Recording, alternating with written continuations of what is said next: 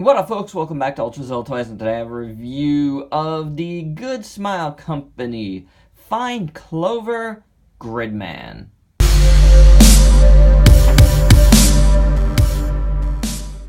Alright, my zillions, happy to bring you the second of the Find Clover Gridman. We did the SSS Gridman a little bit earlier this year, a couple of months ago, I guess, at this point.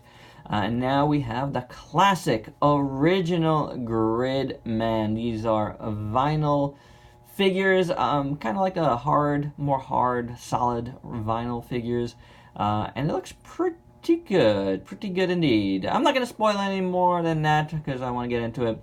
But just to let you guys know, I love Gridman. You know, I loved the old series and not the Superhuman Samurai Squad because I never really saw it back in the day. I knew about it, and I actually had an old toy, but I didn't really watch it. But later, not that long ago, I watched the entire Japanese series. I'm talking within the last 5 years. And I really loved it, which was great because it was at the start of, like, you know, Gridman's starting to come back a little bit. Some talks going on about Gridman coming back, and then we got the awesome SSS Gridman series, and we got some more toys coming, and I'm very happy about it because I've become quite a fan of the property. So, without any further ado, let's take a look at this Find Clover Gridman. The first thing to get out of the way is this is a no articulation figure. It has absolutely nothing going for it. No head, no arms, no nothing. This is the second one of these Find Clover figures that I've picked up. The first one was actually the SSS Gridman, and yeah, that's basically it.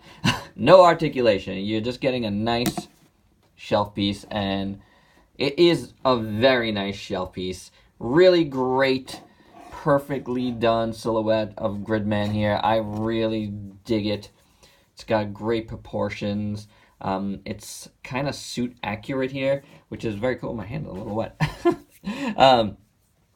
I dig that. There's a lot of like little folds and wrinkles, which is very nicely done all throughout the suit, giving it that really great tokusatsu quality. I dig that. There's some weird things where I can't figure out if that's like part of the suit, like this thing back here, where it's just oddly shaped. You know, I don't know if that's how the suit is. I want to say it is. It's ugly though. So I don't know. You do have more lines down there and little lines underneath his buttocks there. Yeah, very, very cool. I dig it. This backpack is really nice. A nice silver, great sculpt there. I like his gauntlet. That's painted nice with a nice metallic blue and gold.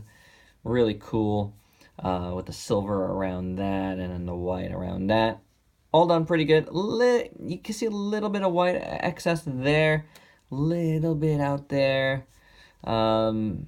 Maybe a little bit up here. I guess so, yeah. You know, it's a vinyl figure. You're going to get that stuff. But the only problem is this being a little bit of a... You get a little mess up there of the black. This being one of... It's a little bit more expensive than, say, you know, like a Bandai movie, you know, monster series type of deal or something like that. So, you know, this is in the $40-something range, and yeah, or it's about 30-something, and with shipping, by the time it gets here, it's even more. So, you know, you want it to be a little bit cleaner than that. It's not like super dirty or anything, you know, it's good. Like when you just look at it, you know, your first reaction is, oh, this looks really nice. You really get close to it, you do see some paints outside the lines a little bit. Red and yellow there look good on the other gauntlet.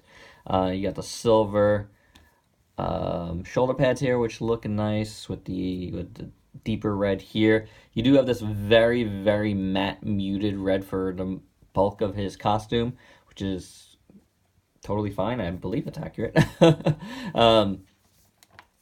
I think that it's good contrast because then you got the like bright red, and spots with its armor, and that looks good. Bright red here with the gold in the middle, that looks good. The metallic blues on the chest look good, and the silver all looks pretty well done. The head sculpt is phenomenal. I absolutely love it. This might be my favorite interpretation yet of the classic Gridman helmet. I really love it. I love the eyes with the nice gold and the blue up top here. It is really cool. And then you have this like, it's a really light shade of gold. It would stop shining at it. It's a really light shade of gold here. This little U thing. Ultraman. Super Eye. Come on. Putting that in there. My theory. Silver all around here, and the sculpt is great. And then you have that deeper red on both sides there. So really, really nice. Going down to his legs.